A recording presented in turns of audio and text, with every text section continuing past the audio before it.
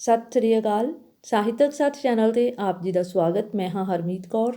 ਅੱਜ ਦੀ ਕਲਾਸ ਵਿੱਚ ਅਸੀਂ ਅਲੰਕਾਰ ਬਾਰੇ ਚਰਚਾ ਸ਼ੁਰੂ ਕਰਨ ਜਾ ਰਹੇ ਹਾਂ। ਇਹ ਚਰਚਾ ਅਸੀਂ 2 ਭਾਗਾਂ ਦੇ ਵਿੱਚ ਸੰਪੂਰਨ ਕਰਾਂਗੇ। ਸੋ ਅੱਜ ਅਲੰਕਾਰ ਭਾਗ 1 ਲੈ ਕੇ ਹਾਜ਼ਰ ਹੋਏ ਹਾਂ। ਪਰ ਇਸ ਤੋਂ ਪਹਿਲਾਂ ਕਿ ਚਰਚਾ ਆਰੰਭ ਕੀਤੀ ਜਾਵੇ, ਚੈਨਲ 'ਤੇ ਨਵੇਂ ਜੁੜੇ ਵਿਦਿਆਰਥੀ ਚੈਨਲ ਨੂੰ ਸਬਸਕ੍ਰਾਈਬ ਕਰਨ ਦੇ ਨਾਲ ਬੈਲ ਦਾ ਬਟਨ ਵੀ ਦਬਾ ਲਵੋ ਤਾਂ ਜੋ ਨਵੀਆਂ ਅਪਡੇਟਸ ਤੁਹਾਡੇ ਤੱਕ ਸਮੇਂ ਸਿਰ ਪੁੱਜਦੀਆਂ ਰਹਿਣ। ਸੋ ਆਓ ਜੁੜਦੇ ਹਾਂ ਅੱਜ ਦੀ ਕਲਾਸ ਦੇ ਨਾਲ। ਅਲੰਕਾਰ ਮੂਲ ਰੂਪ ਦੇ ਵਿੱਚ ਭਾਰਤੀ ਕਾਵਿ ਸਿਧਾਂਤ ਹੈ, ਜਿਸ ਦੇ ਸੰਸਥਾਪਕ ਆਚਾਰੀਆ ਆਨੰਦਵਰਧਨ ਨੂੰ ਮੰਨਿਆ ਜਾਂਦਾ ਹੈ। ਆਨੰਦਵਰਧਨ ਜੋ ਹਨ, ਉਹਨਾਂ ਨੇ ਅਲੰਕਾਰ ਨੂੰ ਕਾਵਿ ਦੀ ਆਤਮਾ ਕਿਹਾ ਹੈ। ਭਾਵ ਅਲੰਕਾਰ ਜੋ ਹੈ ਇਹ ਕਵਿਤਾ ਦਾ ਜ਼ਰੂਰੀ ਤੱਤ ਹੈ। ਅਲੰਕਾਰ ਤੋਂ ਬਿਨਾਂ ਕਵਿਤਾ ਦੀ ਕਲਪਨਾ ਹੀ ਨਹੀਂ ਕੀਤੀ ਜਾ ਸਕਦੀ। ਅਲੰਕਾਰ ਦਾ ਸ਼ਾਬਦਿਕ ਅਰਥ ਸਪਸ਼ਟ ਹੋਣਾ ਬਹੁਤ ਜ਼ਰੂਰੀ ਹੈ। ਅਸਲ ਦੇ ਵਿੱਚ ਅਲੰਕਾਰ ਸੰਸਕ੍ਰਿਤ ਭਾਸ਼ਾ ਦੇ ਸ਼ਬਦ ਅਲੰਕ ਤੋਂ ਬਣਿਆ ਹੈ, ਜਿਸ ਦਾ ਭਾਵ ਹੈ ਗਹਿਣਾ ਜਾਂ ਆਭੂਸ਼ਣ।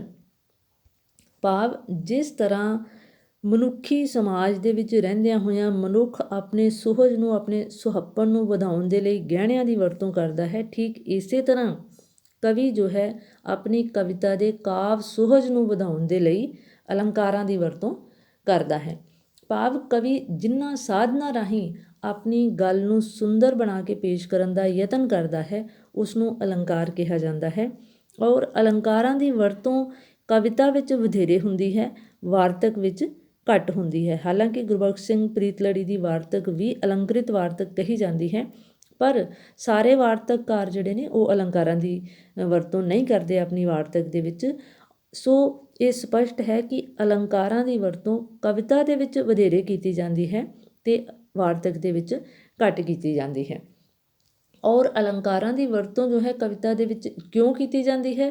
ਕਿਉਂਕਿ ਕਵੀ ਜੋ ਹਨ ਉਹ ਆਪਣੀ ਨਜ਼ਮ ਜੋ ਹੈ ਉਸ ਦੇ ਪ੍ਰਭਾਵ ਨੂੰ ਤਿੱਖਿਆਂ ਕਰਨ ਦੇ ਲਈ, ਪ੍ਰਭਾਵਸ਼ਾਲੀ ਬਣਾਉਣ ਦੇ ਲਈ, ਉਸ ਨੂੰ ਖਿੱਚ ਭਰਪੂਰ ਬਣਾਉਣ ਦੇ ਲਈ ਜਾਂ ਉਸ ਦੇ ਵਿੱਚ ਸੂਖਮਤਾ ਅਤੇ ਗਹਿਰਾਈ ਭਰਨ ਦੇ ਲਈ ਅਲੰਕਾਰਾਂ ਦੀ ਵਰਤੋਂ ਕਰਦੇ ਆਏ ਹਨ, ਜਿਸ ਸਦਕਾ ਜੋ ਹੈ ਕਾਵਿ ਰਚਨਾ ਵਿਚਲੀ ਜਿਹੜੀ ਸੁੰਦਰਤਾ ਜਿਹੜੀ ਹੈ ਉਹ ਸਪਸ਼ਟ ਤੌਰ 'ਤੇ ਉੱਭਰ ਕੇ ਸਾਹਮਣੇ ਆਉਂਦੀ ਹੈ।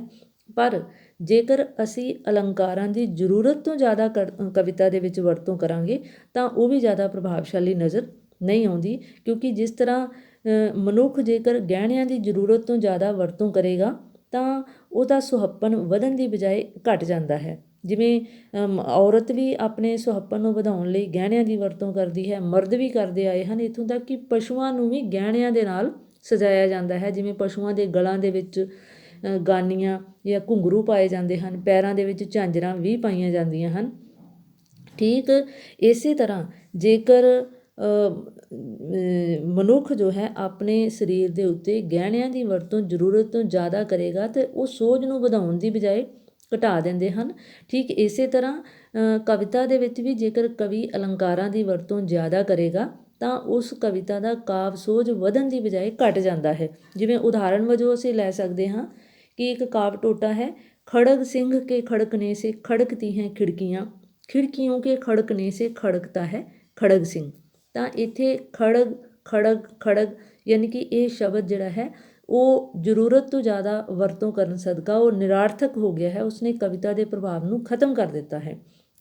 ਇਸ ਤੋਂ ਸਪਸ਼ਟ ਹੈ ਕਿ ਅਲੰਕਾਰਾਂ ਦੀ ਵਰਤੋਂ ਜਿਹੜੀ ਹੈ ਉਹ ਬੜੇ ਹੀ ਸੁਚੱਜੇ ਢੰਗ ਦੇ ਨਾਲ ਔਰ ਬੜੇ ਸੀਮਤ ਰੂਪ ਦੇ ਵਿੱਚ ਹੀ ਕੀਤੀ ਜਾਣੀ ਚਾਹੀਦੀ ਹੈ।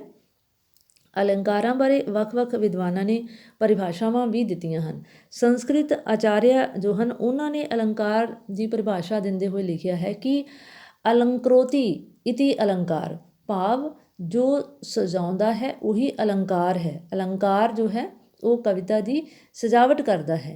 ਅਤੇ ਦੰਡੀ ਜੋ ਹਨ ਉਹਨਾਂ ਨੇ ਲਿਖਿਆ ਹੈ ਕਿ ਕਾਵਿ ਦੀ ਸ਼ੋਭਾ ਵਧਾਉਣ ਵਾਲੇ ਤੱਤ ਨੂੰ ਹੀ ਅਲੰਕਾਰ ਕਿਹਾ ਜਾਂਦਾ ਹੈ। ਅਤੇ ਤੀਜੇ ਪਾਸੇ ਵਿਸ਼ਵਨਾਥ ਜਿਹੜੇ ਨੇ ਉਹਨਾਂ ਨੇ ਤਾਂ ਆਪਣੀ ਜੋ ਪਰਿਭਾਸ਼ਾ ਹੈ ਉਸ ਦੇ ਵਿੱਚ ਇਹ ਕਿਹਾ ਹੈ ਕਿ ਕਵਿਤਾ ਅਲੰਕਾਰਾਂ ਤੋਂ ਬਿਨਾਂ ਵੀ ਸੁੰਦਰ ਹੋ ਸਕਦੀ ਹੈ ਜੇ ਉਸ ਦੇ ਵਿਚਲੇ ਭਾਵ ਸੁੰਦਰ ਹੋਣ। ਭਾਵ ਜਿਵੇਂ ਅੰਗਰੇਜ਼ੀ ਵਿੱਚ ਕਿਹਾ ਜਾਂਦਾ ਹੈ ਕਿ ਬਿਊਟੀ ਨੀਡਸ ਨੋ ਔਰਨਾਮੈਂਟਸ। ਸੋ ਸਪਸ਼ਟ ਹੈ ਕਿ ਜਿਹੜੇ ਸ਼ਬਦ ਅਤੇ ਅਰਥਾਂ ਦੀ ਸ਼ੋਭਾ ਵਧਾਉਣ ਵਾਲੇ ਹੁੰਦੇ ਹਨ ਉਹ ਇੱਕ ਤਰ੍ਹਾਂ ਦੇ ਨਾਲ ਅਲੰਕਾਰ ਹਨ, ਪਰ ਇਹਨਾਂ ਦੀ ਵਰਤੋਂ ਜਿਹੜੀ ਹੈ ਉਹ ਸੀਮਿਤ ਮਾਤਰਾ ਦੇ ਵਿੱਚ ਕੀਤੀ ਜਾਣੀ ਚਾਹੀਦੀ ਹੈ। ਇਸ ਤੋਂ ਬਾਅਦ ਆ ਜਾਂਦਾ ਹੈ ਅਲੰਕਾਰਾਂ ਦਾ ਵਰਗੀਕਰਨ। ਕਿ ਅਲੰਕਾਰਾਂ ਦਾ ਵਰਗੀਕਰਨ ਜਿਹੜਾ ਹੈ ਇਹ ਵੀ ਵਿਦਵਾਨਾਂ ਨੇ ਤਿੰਨਾਂ ਰੂਪਾਂ ਦੇ ਵਿੱਚ ਕੀਤਾ ਹੈ, ਜਿਸ ਦੇ ਵਿੱਚ ਇਹ ਪਹਿਲਾ ਹੈ ਸ਼ਬਦ ਅਲੰਕਾਰ। ਸ਼ਬਦ ਅਲੰਕਾਰ ਭਾਵ ਜਿੱਥੇ ਸ਼ਬਦਾਂ ਦੀ ਸੁੰਦਰਤਾ ਵਿੱਚ ਵਾਧਾ ਹੁੰਦਾ ਹੈ ਉਸ ਨੂੰ ਸ਼ਬਦ ਅਲੰਕਾਰ ਕਿਹਾ ਜਾਂਦਾ ਹੈ। ਜਿਵੇਂ ਕਾਮ, ਕ੍ਰੋਧ, ਕਾਇਆ, ਕਉ, ਗਾਲੇ। ਇੱਥੇ ਕਾਮ, ਕ੍ਰੋਧ, ਕਾਇਆ, ਕਉ ਇਹ ਤਿੰਨੇ ਸ਼ਬਦ ਜਿਹੜੇ ਨੇ ਬੜੇ ਰਿਦਮ ਦੇ ਵਿੱਚ ਕੱਕੇ ਦੇ ਨਾਲ ਸ਼ੁਰੂ ਹੋ ਰਹੇ ਨੇ ਅਤੇ ਇਹਨਾਂ ਦਾ ਪ੍ਰਭਾਵ ਬੜਾ ਵਧੀਆ ਪੈ ਰਿਹਾ। ਸੋ ਇੱਥੇ ਕੀ ਹੈ, ਸ਼ਬਦ ਅਲੰਕਾਰ।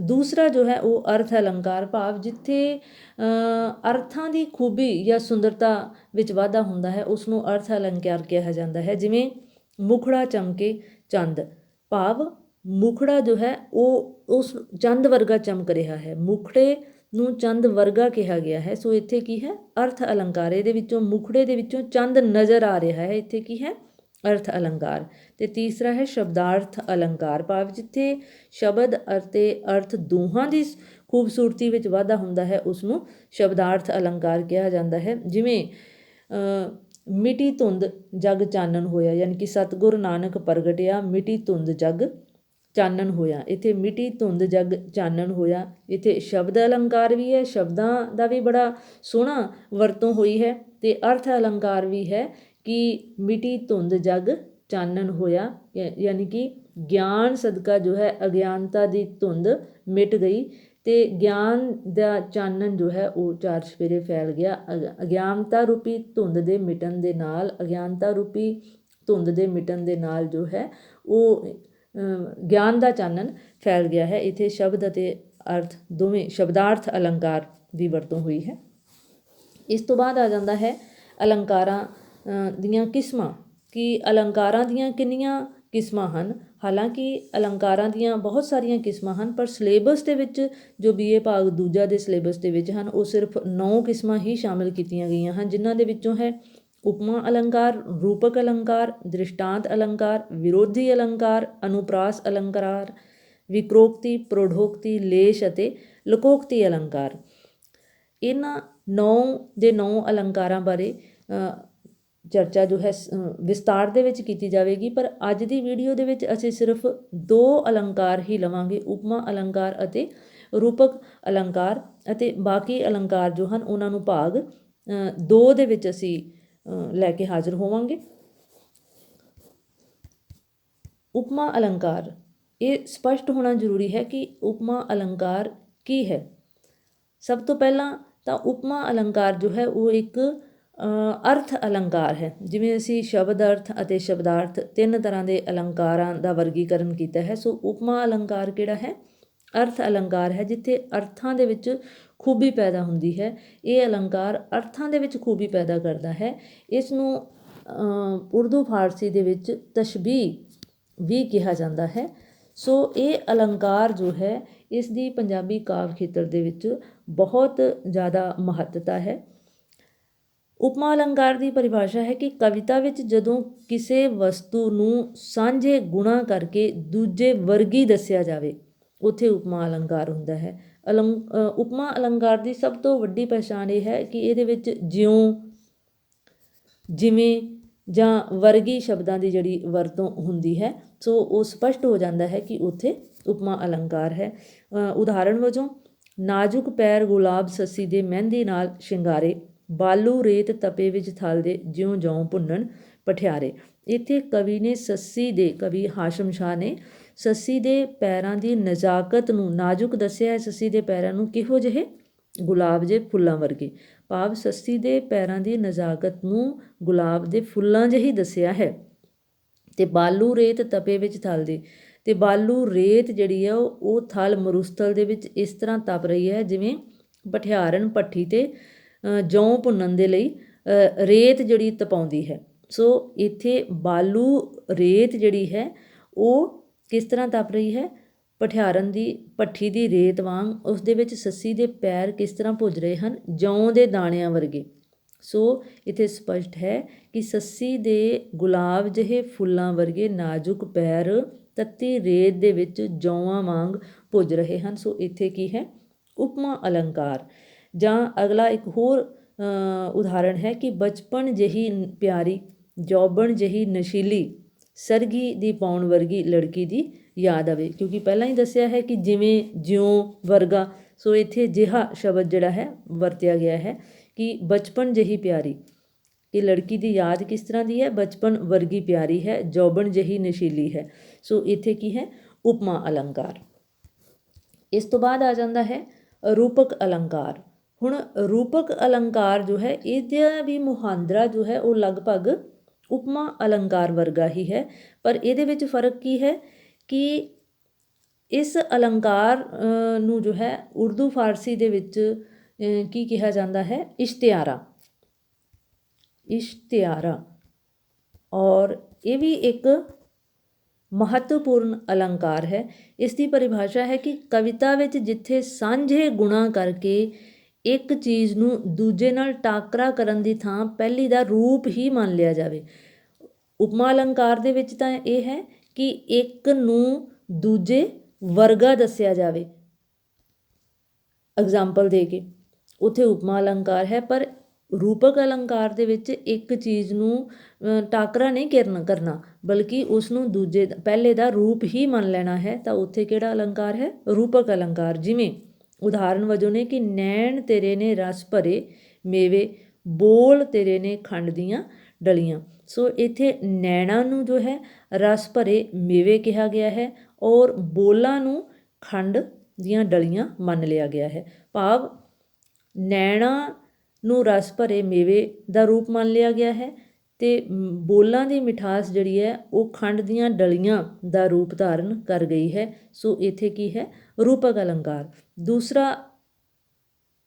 ਹਵਾਲਾ ਹੈ ਕਿ ਹੋਠੀਂ ਸਰਗੀ ਮੱਥੇ ਪੁੰਨਿਆ, ਨੈਣੀ ਬਲਨ ਮਸ਼ਾਲਾ। ਸੋ ਹੋਠਾਂ ਨੂੰ ਸਰਗੀ ਦਾ ਰੂਪ ਮੰਨ ਲਿਆ ਗਿਆ ਹੈ, ਮੱਥੇ ਨੂੰ ਪੁੰਨਿਆ ਦਾ ਅਤੇ ਨੈਣਾ ਨੂੰ ਮਸ਼ਾਲਾਂ ਦਾ ਰੂਪ ਮੰਨ ਲਿਆ ਗਿਆ ਹੈ। ਸੋ ਇਸ ਤਰ੍ਹਾਂ ਇੱਥੇ ਰੂਪਕ ਅਲੰਕਾਰ ਹੈ। ਸੋ ਸਪਸ਼ਟ ਹੈ ਕਿ ਉਪਮਾ ਅਲੰਕਾਰ ਦੇ ਵਿੱਚ ਇੱਕ ਵਸਤੂ ਨੂੰ ਦੂਜੇ ਵਰਗੀ ਦੱਸਿਆ ਜਾਂਦਾ ਹੈ, ਪਰ ਰੂਪਕ ਅਲੰਕਾਰ ਦੇ ਵਿੱਚ ਇੱਕ ਵਸਤੂ ਨੂੰ ਦੂਸਰੇ ਦਾ ਰੂਪ ਹੀ ਮੰਨ ਲਿਆ ਜਾਂਦਾ ਹੈ। ਭਾਵ ਇੱਕ ਵਸਤੂ ਦੀ ਦੂਸਰੀ ਵਸਤੂ ਦੇ ਨਾਲ ਇੰਨੀ ਸਮਾਨਤਾ ਹੁੰਦੀ ਹੈ ਕਿ ਉਸ ਨੂੰ ਪਹਿਲੀ ਦਾ ਰੂਪ ਹੀ ਮੰਨ ਲਿਆ ਜਾਂਦਾ ਹੈ, ਉੱਥੇ ਰੂਪਕ ਅਲੰਕਾਰ ਹੈ। ਸੋ ਉਮੀਦ ਹੈ ਕਿ ਵਿਦਿਆਰਥੀਆਂ ਨੂੰ ਇਹਨਾਂ ਕੁ ਜੋ ਚਰਚਾ ਕੀਤੀ ਗਈ ਹੈ ਬਹੁਤ ਚੰਗੀ ਤਰ੍ਹਾਂ ਸਪਸ਼ਟ ਹੋ ਜਾਣੀ ਚਾਹੀਦੀ ਹੈ, ਹੋ ਗਈ ਹੋਵੇਗੀ। ਸੋ ਜਿਨ੍ਹਾਂ ਵਿਦਿਆਰਥੀਆਂ ਨੂੰ ਇਹ ਵੀਡੀਓ ਪਸੰਦ ਆਈ ਹੈ ਜਾਂ ਸਮਝ ਆ ਗਈ ਹੈ, ਉਹ ਇਸ ਵੀਡੀਓ ਨੂੰ ਅੱਗੇ ਵੀ ਸ਼ੇਅਰ ਕਰਦੇ ਰਹਿਣ ਔਰ ਨਾਲ ਦੀ ਨਾਲ ਇਸ ਚੈਨਲ ਦੀ ਪਲੇਲਿਸਟ ਦੇ ਵਿੱਚ ਜਾ ਕੇ ਆਪਣੀਆਂ BA ਭਾਗ ਦੂਜਾ ਦੀਆਂ ਜੋ ਵੀਡੀਓਜ਼ ਪਹਿਲਾਂ ਸ਼ਾਮਿਲ ਕਰ ਦਿੱਤੀਆਂ ਗਈਆਂ ਨੇ ਉਹਨਾਂ ਨੂੰ ਵੀ ਜ਼ਰੂਰ ਸੁਣ ਲਵੋ, ਵੇਖ ਲਵੋ ਅਤੇ ਹੋਰ ਅੱਗੇ ਤੋਂ ਅੱਗੇ ਨਵੇਂ ਵਿਦਿਆਰਥੀਆਂ ਦੇ ਨਾਲ ਸਾਂਝੇ ਕਰਦੇ ਰਹੋ ਤਾਂ ਜੋ ਜ਼ਿਆਦਾ ਤੋਂ ਜ਼ਿਆਦਾ ਵਿਦਿਆਰਥੀ ਇਸ ਚੈਨਲ ਦਾ ਲਾਹਾ ਲੈ ਸਕਣ। ਮਿਲਦੇ ਹਾਂ ਅਗਲੀ ਕਲਾਸ ਦੇ ਵਿੱਚ ਭਾਗ ਅਲੰਕਾਰ ਭਾਗ 2 ਦੇ ਵਿੱਚ। ਤਦ ਤੱਕ ਦੇ ਲਈ ਜੁੜੇ ਰਹੋ ਇਸ ਚੈਨਲ ਦੇ ਨਾਲ। ਇਜਾਜ਼ਤ, ਧੰਨਵਾਦ।